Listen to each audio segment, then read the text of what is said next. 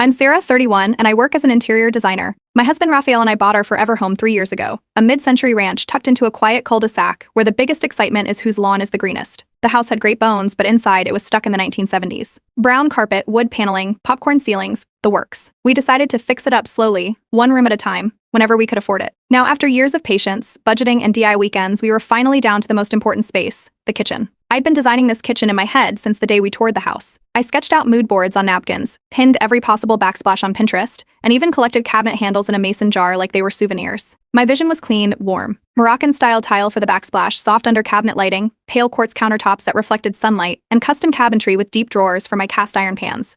The budget was tight. We'd saved about $27,000 over the last year and a half, but I knew how to stretch it. Then Raphael threw a wrench into everything. He suggested we let his sister help out with the renovation. Avery is 27, and she works as a general contractor's assistant. Depending on who's asking, she's either practically a licensed builder or still figuring things out. Her job history changes as often as her hair color. I've never fully trusted her, especially when she talks like she invented drywall, but Raphael was convinced she'd matured.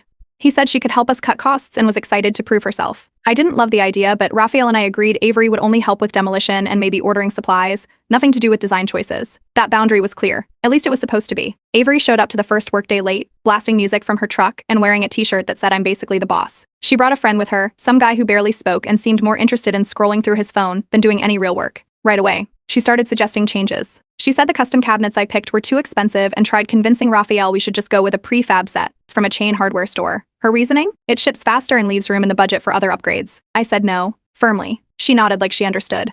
Then 2 days later, I got home from work and found 3 of my cabinets gone.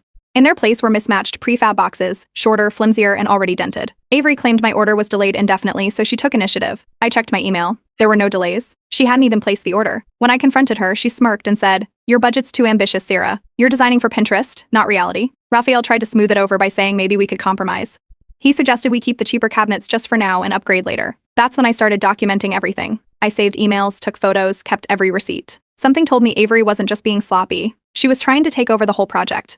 Then came the tile incident. I had chosen handmade Moroccan-style tiles in muted blues and greens. I had spent weeks sourcing them from a small supplier who works directly with artisans. When they didn't arrive on time, I checked with the supplier. They told me someone had canceled the order. I looked at the invoice history. It had Avery's email on it. Instead, she ordered mass-produced ceramic tiles in a glossy off-white. She stacked the boxes neatly in the garage like it was some kind of gift. When I asked her about it, she said she thought I'd changed my mind and that these are way more versatile. Raphael backed her up again, saying maybe white was a safer choice. I didn't say anything then. I just walked into our bedroom, closed the door, and stared at my original design board. My dream kitchen was being buried under someone else's shortcuts. The final straw happened on a Friday afternoon. I got home early, hoping to get ahead on the weekend's tasks.